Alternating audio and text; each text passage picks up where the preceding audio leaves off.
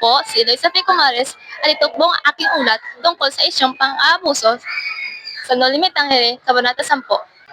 Alam ng mga insect na simple ang pag-iisip ng mga Pilipino, kaya sila ay inabuso sa pamamagitan ng panloloko sa pagbili ng mga produkto na mas murang halaga.